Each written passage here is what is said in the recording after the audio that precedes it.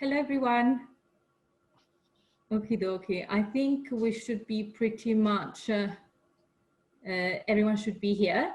So we are going to have around 15 minutes together in this smaller group to go into more details with one of the case studies we just heard about. And this is an opportunity for you to ask more questions and to add into the discussion. So please feel free to join in. And you can use the reactions at the bottom of your Zoom to indicate to us if you'd like to talk or make a comment. You can give us, if your camera is on, you can just wave, so I'll make sure you can ask questions. And then we won't have a lot of time for introduction, but please, when you do speak, feel free to let us know where you are joining us from. So in this room, we are joined by Pete Nutley, and we are going to look in more details at the case studies Pete just talked about, which is around co-designing inclusion into digital transformation. Pete, would you like to add any more about the case study that you didn't have a chance maybe to go through during the presentation?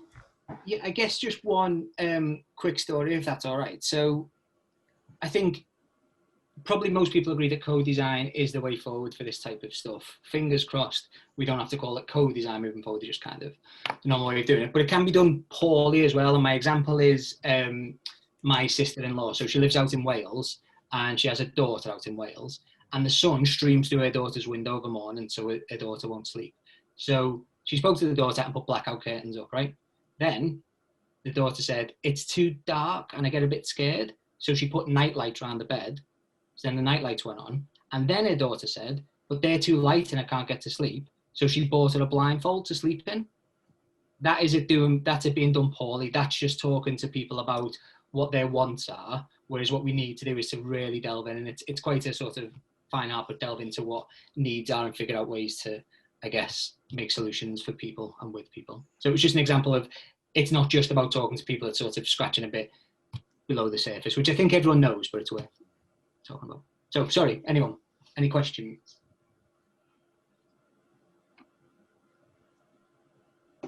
I guess not a question as such, but more of a statement. I think we probably fall into the trap of liking to think we know the solutions ourselves without going to talk to people. So what you were saying there about the parent, you know, those are probably the obvious things that a parent would do without even asking the question.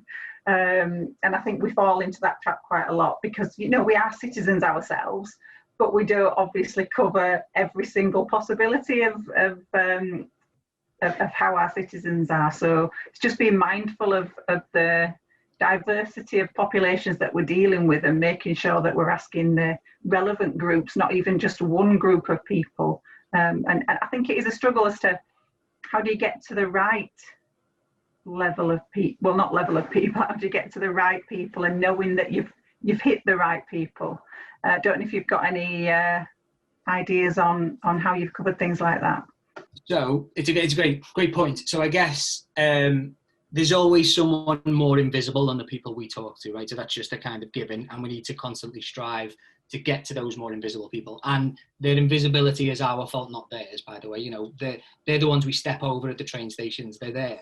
It's just that systems don't recognize them. So I guess, so I have a bit of a rule of thumb for those who are doing digital inclusion, and I think doing co-design might fall into this a little bit, right? It seems like it's easier for people who do digital inclusion well, let me start that again. If you know someone's pet, so you know the name of their pet or what football team they support, you're probably the right person to do digital inclusion with that excluded person, right? That's because you have this informal relationship with them. You're more like a peer than a lanyard wearing patriarchal thing. And I think that's if we know those people, and GP practices and CCGs and stuff will know those people, they're the ones where we need to start, and we need to go where they are to start talking to the people who they interact with. It's about those touch points that we did a load of work back in the days before COVID in a supermarket car park in Stoke. We did some work in a caravan site in Dorset with the traveller community. It's about that, but you need to, I guess, lean on your networks a bit to find that one person who has that touch point. And you also get a little bit of deflected or reflected kind of trust from people from that as well, so you get to chat to them. But it's difficult, and everyone we did speak to was obviously willing to speak to us, so there'll be more excluded people behind them who wouldn't be, and that's ideally who we want. So it's never finished, but it's kind of a judgment call, isn't it? Is when is enough? When can you say, I've got enough information to just move our knowledge forward and to try something safely, I guess is a kind of rule. Did that answer your question in some way, Dawn? It's not categorical, is it? That's grand. Does anyone have any question or other comments that they wish to share with us or ask Pete? Hi, it's Em here from West Yorkshire and Harrogate ICS. Just to build on the previous comment, I think, so I don't use terms invisible and hard to reach and things like that, because those people are there. They're not invisible, we just don't acknowledge them. And society is not good at acknowledging them. So those that are seldom heard because they're not listened to, I think are the ones that we probably want to access. And I think in the presentation that they gave in Leeds, they hit the nail on the head a little bit, and that's about working with our voluntary sector organisations who know the populations, who have the contacts with these populations, who generally are part of those populations, that can help us develop engagement, co-production, co-design, how people want it. Because the other thing is we assume that everybody wants to engage in the same way. And so we have to ask the populations how they want to engage, as well as talk to them. So it's that ladder of participation, I think. And I've got a community development background, so I'm very passionate about this, but I wouldn't have the digital skills. So it's about how do you pair professionals together so that you can, one, do the community development and access those populations, but two, have somebody there that can help with the digital access and has that knowledge.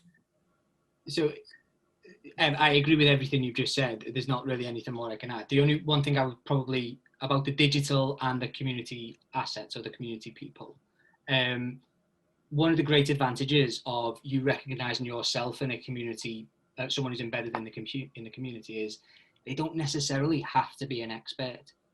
They can say, let's find out together, and that proves just as powerful as a nurse saying, well, I'm saying categorically use this app. So I think I'm not saying it works all the time, but there is definitely an opportunity to kind of go, well, the doctor said we should look at this, let's look at this together. I don't know. There's something quite powerful in that seems to be replicated across the country where we work as well. So you don't always need those two people, if that makes sense. It's great if you have, but you don't always need those two people, if that wasn't too contradictory what I said. No, it's absolutely fine. I think it's about whoever says let's figure this out together has the skills to be able to access the information to figure it out together. Yeah, they don't need to be experts, but they need to be competent and confident in some way, don't they? Yeah, I agree. Yeah, absolutely. Yeah. Sorry, Robert, sorry, I think you put your hand up, I think. I was just putting a thumbs up to that comment, really. Oh, right, okay. So I'd agree with that comment. It's the approach that we're taking on from North Yorkshire County Council. So we're just committing on a skills programme around digital inclusion to work with the community sector, to rather than go out and do a big campaign around trying to recruit yet more volunteers of a very limited, well, it's not a limited pool, it's a very big pool, but it's all consumed in doing other volunteering. So we're taking the approach of training our volunteer organisations to have the skills so they can cascade it. Pretty much as you've said, really, is if you know the name of the football team or the pet, then they're best placed to do it. I suppose from these conversations, the bit that comes through to me is we always seem to talk about offline, whereas I think my biggest worry is not necessarily offline, it's those who are online and are not using it particularly well because they somewhat get forgotten. So when we look at the stats that we're doing, and we're a big fan of the co-production, and we've got some brilliant results. So our Blue Badge and older people's bus passes were done co-production. Online stats are 98 for our Blue Badge and 94% for our older bus passes. The big gap for us are those people who say, yes, I'm online, but they just don't have the skills to get them over the line, and we forget about them because it's all about, let's focus on those who aren't online, and the presentations we've just been through were very similar. And if we put the asylum ones to one side, and I'll just state now that I'm also a director of Solidaritat with John. But the big issue that we see are those people who are online but very poor users online, and they somewhat get forgotten in this mix. I agree. It seems like at the moment there's a lot of energy, for obvious reasons, for the inclusion part. So the people who say what is a mouse or a laptop, there's energy there, and we should go with that energy, but not at the detriment of others. I'm not saying I've got an answer. I think the thing that I've sort of been talking about around this is there's two worlds of existence now, isn't it? There's physical 3D world, and there's also a digital realm of existence, and you need to be just as street smart in the digital realm of existence as you are in all the others. So you know that there's con artists and it's scary and all that type of stuff there, and that takes that's a long arc for people to go through. And I think you're right, it's about investment and time, that stuff really, I guess. If we've got the hook to get them, we also need to make sure it's not detrimental to them if they're posting pictures or worrying about their self-image because they've been on Instagram or whatever. Too much. You know, there's a lot in that. So I've just noticed the clock's running out. So one of the things that we've done for others is we've broken down our users, and we're using the 2018 Internet User Classification, and that breaks people down into e-professionals or digital seniors or passive and uncommitted, which enables us we've segmented the whole of North Yorkshire that way, but it enables us to detail marketing strategies for those groups, pretty much like you said, really. Yeah, it's interesting. One comment I would make about any digital inclusion program. So the first stuff that a second to go. Sorry. Don't take the word digital, it puts everyone off. It's just